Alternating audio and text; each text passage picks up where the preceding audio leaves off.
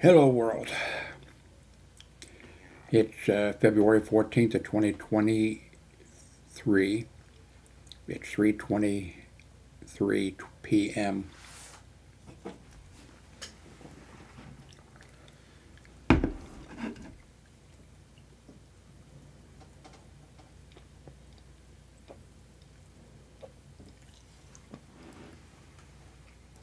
I just rejoined KERA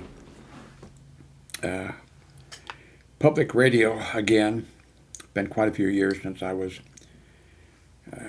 paying them monthly donation, but I just signed back up.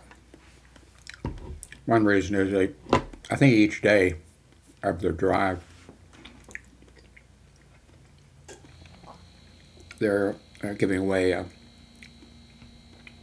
$1,000 or a credit card, or not a credit card, but a card that has $1,000 on it. And I think the odds are pretty good, so I'm doing a good deed, and at the same time hoping that maybe I will have $1,000.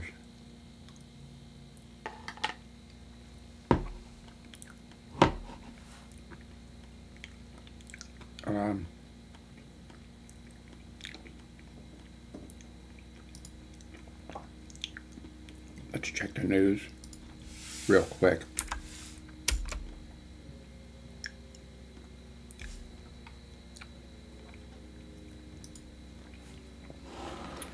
Another school shooting. There's too many of those in the United States.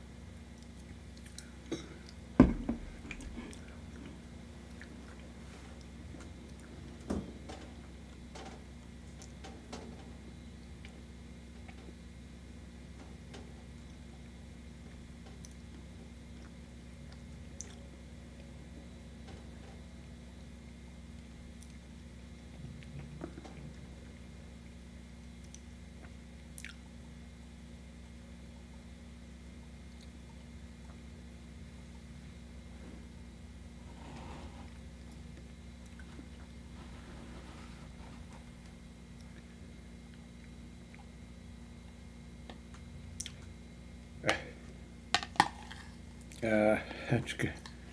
There was, I think this is the same one. High school students were not at school, Catholic high school kids, by the way, and they painted themselves up with, I think, KKK things on their bodies or something like that.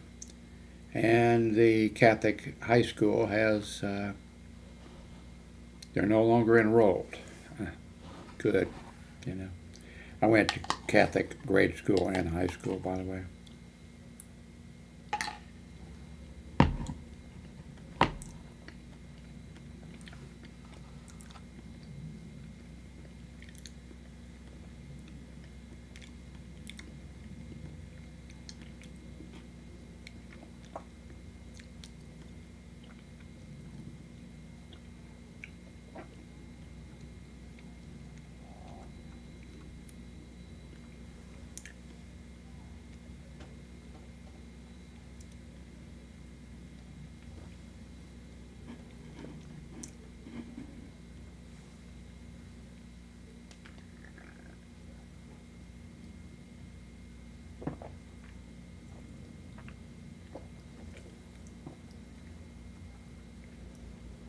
Well, I'm thinking about winning $1,000, and I see here if somebody won a Powerball jackpot for 2.04 billion, a sole winner. Somebody out there is very, very rich.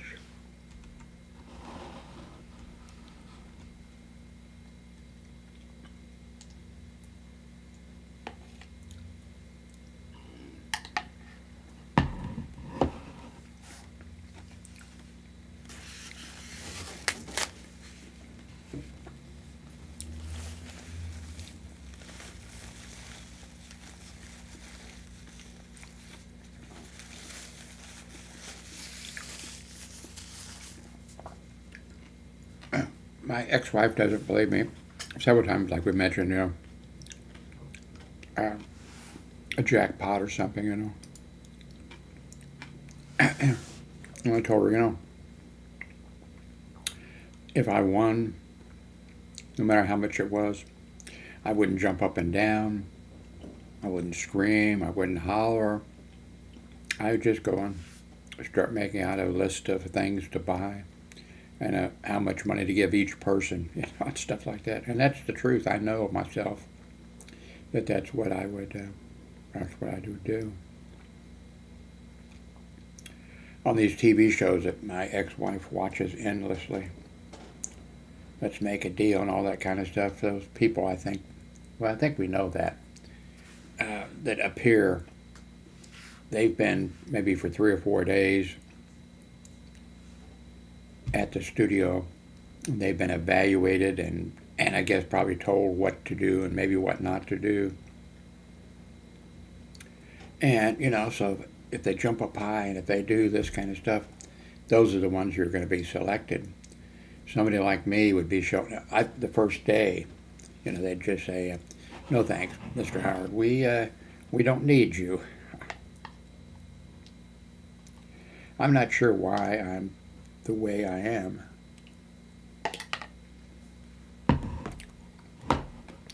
And this is probably crazy, but I wonder, back when television first came to Kansas City, Missouri, one of the early things they had on was like when we had one TV station, wrestling.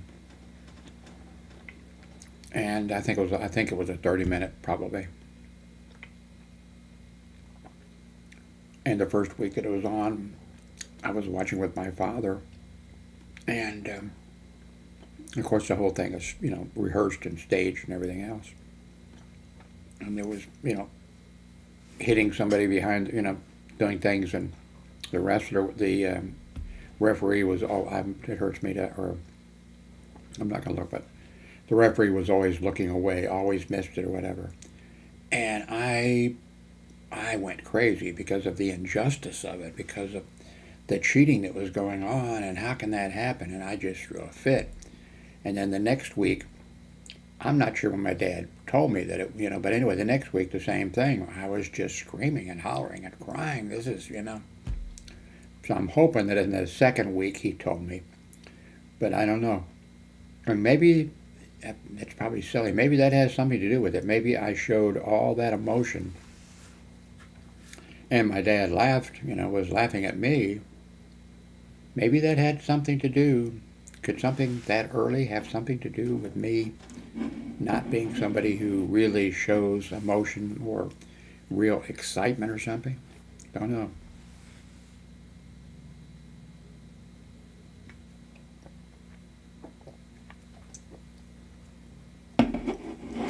Thank God it does not look like right now that vomiting is going to be a problem now at this point for me, unless I do something stupid.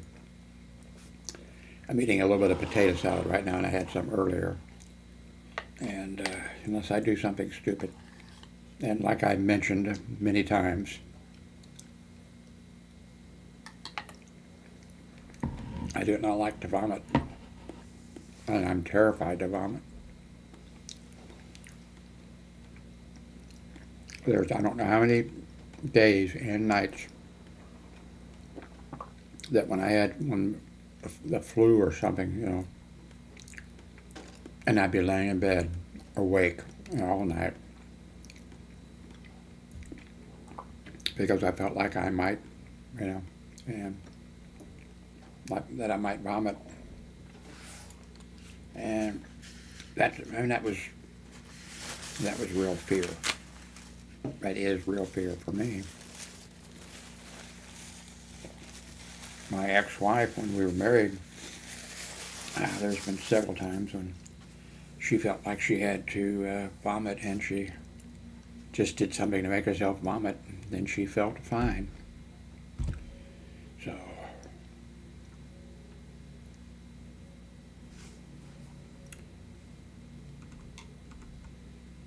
I can't think of any other fear that can't think of any other fear that I've had, really.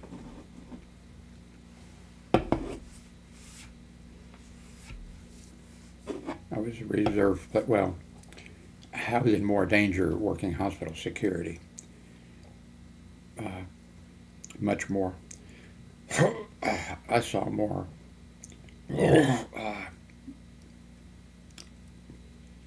things. I was shot at and threatened by all kinds of things. Working as a hospital security officer, I had friends shot at the hospital, officers in the line of duty. And as a reserve officer, of course, I was on duty by myself, the only officer on duty. And there were some things that were kind of, a little,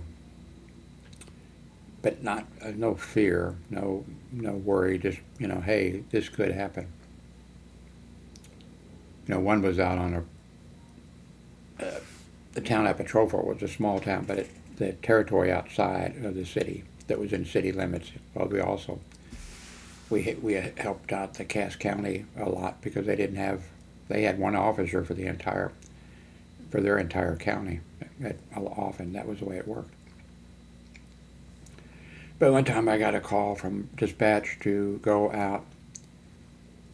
Well, it's still in the city limits. Go out. A father, had taken they were divorced, and the father took the baby for the day and was to return the baby to mom. And he didn't return the baby, so I drove on out, to his address or where they said he was. And as I pulled up, all the lights went out on the building. All the room lights and everything were turned out. And I thought, oh, this is not good. But I went ahead and pulled on up, and knocked on the door, and they turned the lights on. And Grandma and Grandpa were there, and he was there. And, maybe he wasn't there. I'm thinking now, I don't think he was. But anyway, they invited me in, and I explained what the situation was, and that the baby's mother, and that he was supposed to, bring the baby back. And they said, well, we've got the baby here, and he says he'll bring the baby back, in the morning. And so I said, well, I don't want to be a pain or anything, but could I go in and make sure, And I went in and looked at the baby, in a nice crib and a nice clean blanket, all that kind of stuff, And I said, let me call and see if the mother, I'll explain the situation. I called the mother and, I explained, hey, I'm here with Grandma and Grandpa, and your husband isn't here, but they said that he will bring the baby back in the morning for sure. Is that okay with you?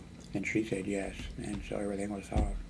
But that's one of the times, it just pulled. When all those lights went out, I thought, man, this is, if somebody wanted to shoot me, they could have done it, and it would have been quite a while before some officer could get there. But so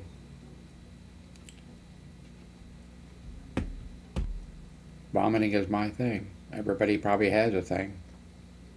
We know that, some people have a lot of things, and I'm sure I'm not the only one that Well, I've never heard of anybody being, but I'm sure people are with vomit. When I was doing my EMT orientation, I went through the course and then had to do X number of hours in the emergency room. And there was this guy that came in, and I forget what it was. Well, I'd seen him before because I'd been working in the emergency room security, and I'd seen this guy come in before, and I forget what he had then. But the doctor and the nurses then told him, you're okay. Everything's okay here. Everything's okay. And the guy fainted, and the nurse started to push the crash cart over, and the doctor said, "Nope, he'll he'll start breathing," and he did. And then when I went through my orientation, same guy came in. I recognized him, and he had his hand wrapped up or whatever. I'm bleeding. So for everybody else, instead of doing the thing, I did with all the rest of the patients, take their vitals and check everything. I told the nurse, I said, he's bleeding, and she unwrapped the thing. I don't think you could see. I don't think he broke I don't think the skin was broke. I mean, it was, And I thought, oh my God, embarrassing for me because I didn't go ahead and do my, triage or my whatever. But I thought, and actually, it was the same thing. The nurse said, he's going to faint, and the doctor, maybe that's when the doctor said, let him faint, he'll wake up. That might have been it. Yeah. Okay, I'm doing pretty good. I sure hope I get over, because this is an unknown problem that I'm having. Kind of weird. I'm glad it's not the virus. I'm glad it's not something else, but I don't know what it is, I have some ideas, but I think they're kind of stupid.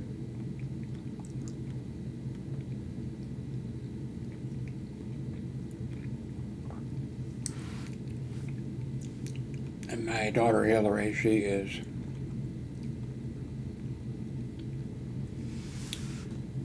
such a loving. She has spent $40,000 or $50,000 on some cats. There was a cat that, an old cat that, died. It has some problems. It has heart trouble or something too. I mean, it's lived its life, and she took it, and the animal hospital said, it needs to be, and of course, this isn't a good thing, but she said, save it, I love the cat, and they did CPR on it or whatever. They kept it, all night in an intensive care unit, and that maybe where part of this 40 or 50,000 came in, and she's just too kind, and she has been. In her past, she was kind of wild. But, recently, we used to go to the casino quite a bit. She went a lot. Whenever you get a reserve parking spot, well, not reserve with your name on it, but, that's not a good sign at a casino when they give you perks and when they say you can park up next to the, But she went. Anyway, well, she loves cats and all animals. Right next in the casino property, really, but next to the casino, or I forget, one was like a 7-Eleven or a Quick Trip and something else. And I'm sure a little out there was also some things that were in Indian reservation, and there was a lady in the Quick Trip or 7-Eleven, whatever it was, that called Hillary. That's when Hillary was living in one of the apartments, in this apartment complex back. And the lady said there are kittens out in the, the 7-Eleven, let's say, parking lot. and Hillary drove all the way out there to rescue these kittens. And she was out looking for the kittens. Now, the casino is patrolled by security, but it's an Indian reservation, so, and then the Indian, when I was out there, I never saw, maybe I saw a car go by and maybe it said reservation police or whatever, the tribe or something, I don't know. But somebody called the police on a suspicious person. Might have been reservation security driving around on their property right there next, Might have been them. And so the reservation showed up, arrested her, and took her to the reservation jail, wherever that was. Hillary was supposed to pick me up in the morning, the next morning, and take me for my yearly heart checkup. And so she was telling the police, please, and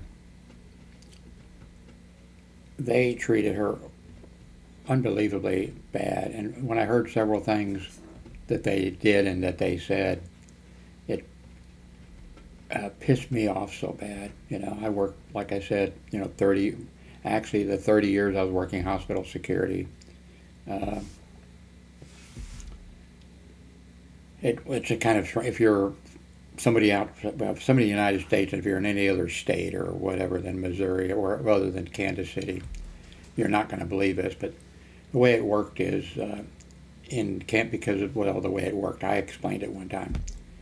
The security officers there in Kansas City, Missouri, in some areas a security officer has, like Florida, I worked security in Florida. The security officer doesn't even have the rights of a private citizen, to make a citizen's arrest. And a lot of places where they have security, a security officer can only make, a citizen's arrest. In others, it varies from state to state and community to community.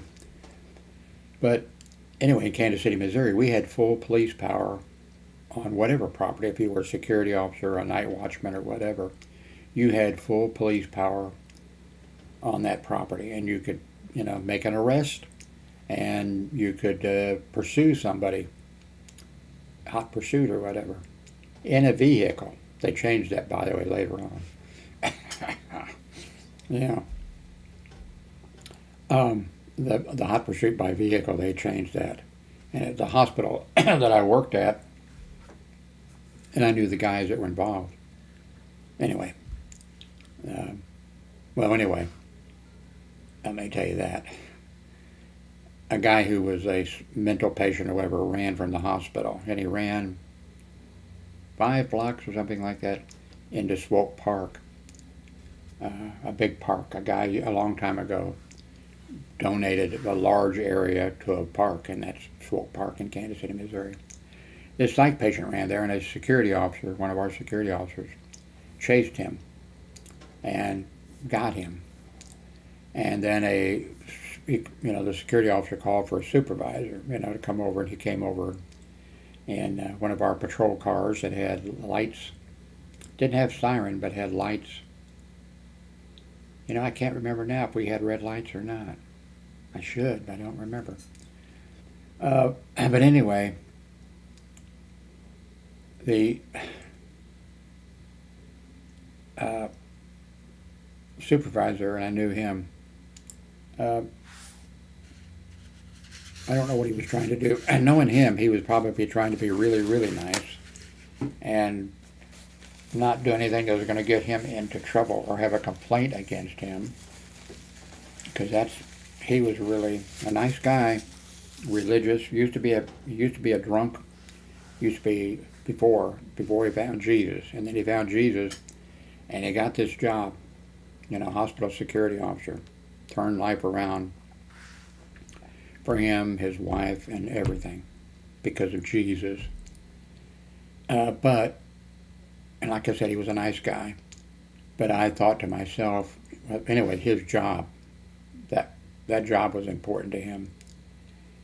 And I think, honestly, I hate to think it would be true, that if the hospital told him, all Jewish employees have to wear, a star on their arm or something or other, I think he would have gone out and have done it to save his job. I hope I'm wrong.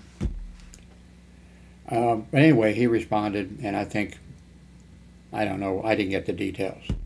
Anyway, the mental guy broke his arm, the supervisor's arm, and took our patrol car, and then took off driving on 430, Interstate 435 with our lights going, and made it to I-70 with our lights going, and went down I-70, I guess heading towards St. Louis maybe, and I don't know exactly where the police finally stopped him. And the Board of Police Commissioners put out a notice to all security, departments and things.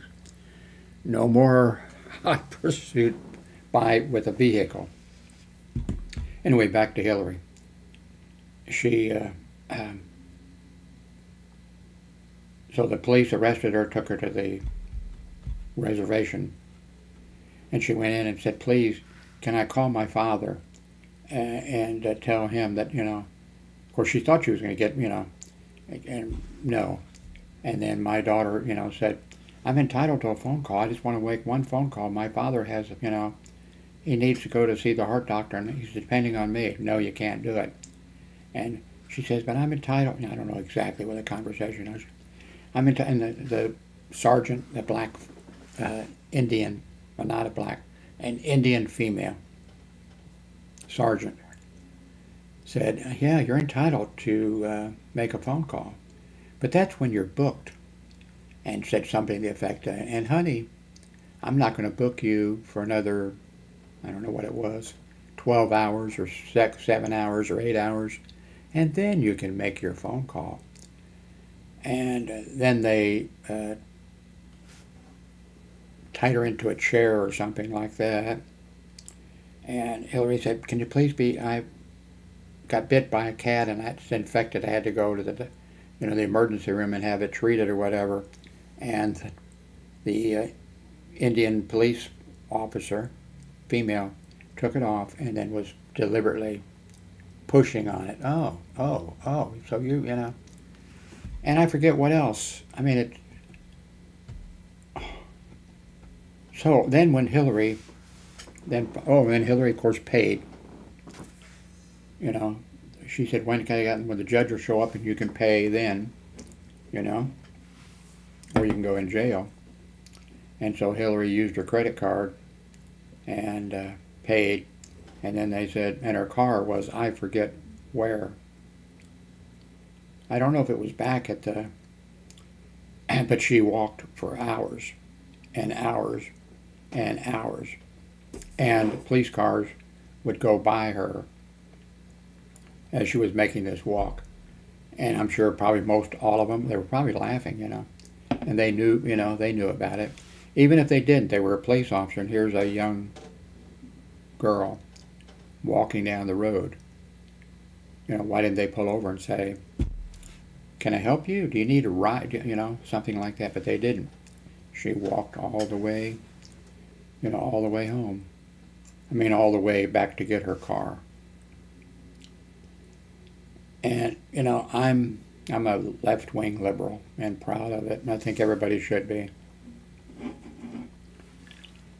And, the Indians, in this country have been treated horribly. I mean, the death walk or whatever they call, I forget what they call that now. I mean, yeah. But it's not, I've seen YouTube videos also of, Indian reservations or Indian stuff, but I don't know what you do, I mean, we've treated the Indians unbelievably bad. But then their reservations are, our laws, don't apply. There's different kinds of situations. Some places our laws do apply, some places they don't, and it's a very complicated situation. But the one YouTube video that I remember, I guess I'm getting better, unfortunately for you. I've been talking for 30 minutes. I better end this pretty quick.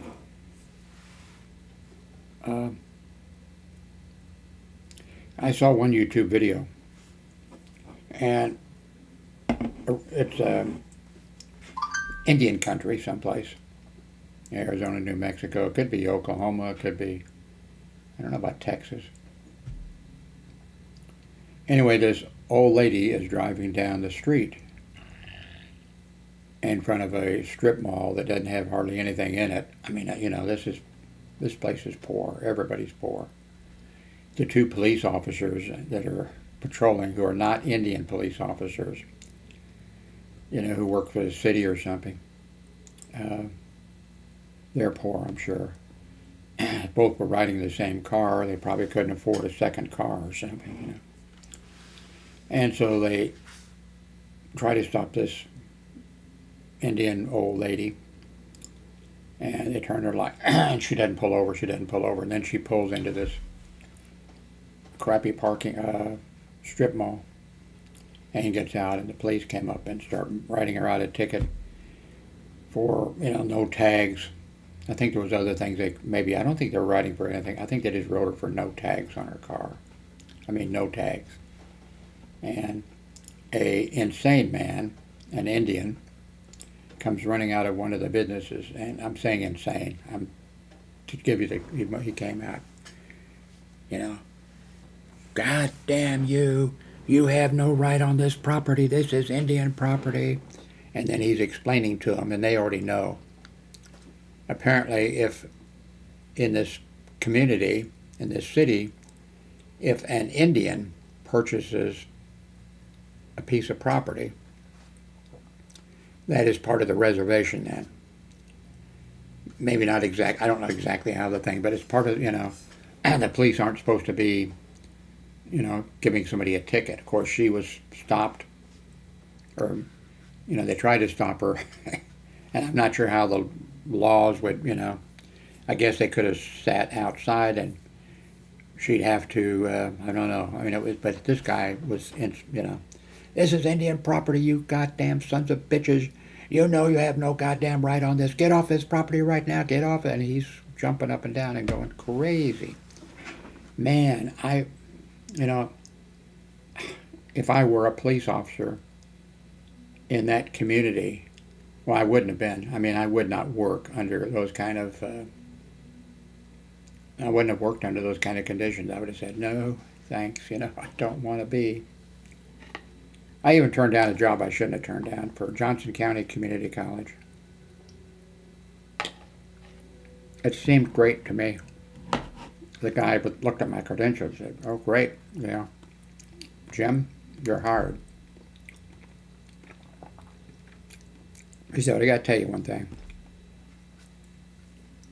He said, I don't know if it'd be a problem for you, but the problem we have here is that, he says, I'll give you an example.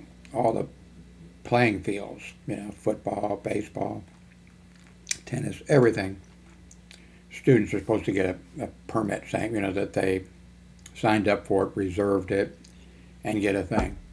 And he says, they just go start using the, you know, the thing, and then of course somebody else shows up and that kind of stuff. But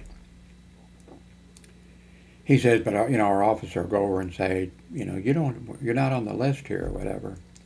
And one of them will call, you know, the dean of students, the dean of faculty, the dean, I don't know, you know, will call one of those people, and then the dean will tell security, no, that's okay, they can do it.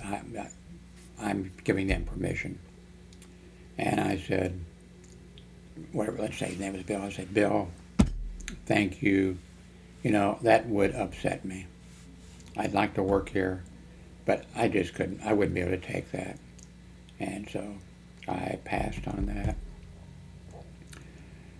Later on, I wish I'd have taken it, because it would have been young people. Well, not old people go to community college too. But education was free too. I could have taken a bunch of short, and I'd have been dealing with mostly young people. And I really should have taken that job. Wish I had.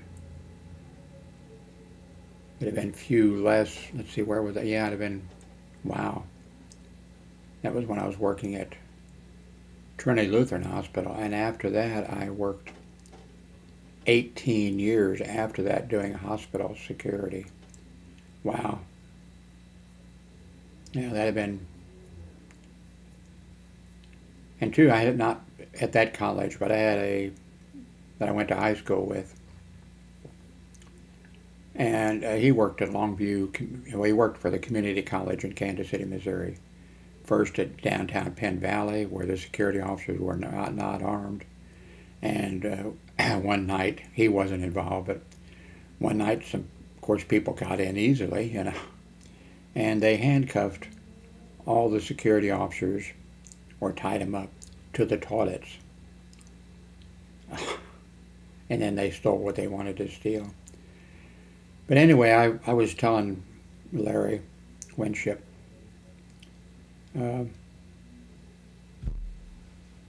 hey, the job I'm working at now pays such and such, and then later when I moved on to another, this job pays such and such, and he stayed.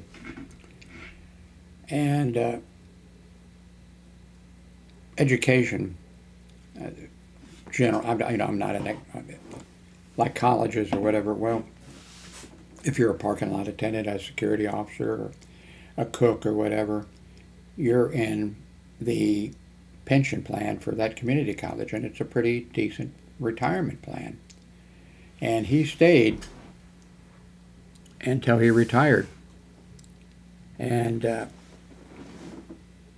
got the pension. I never knew how much it was, but what he did was he took it as I knew that I don't know if I knew that he was going to do that, but I thought, yeah, God damn, that was so stupid of him. He took it as a lump sum. So, anyway,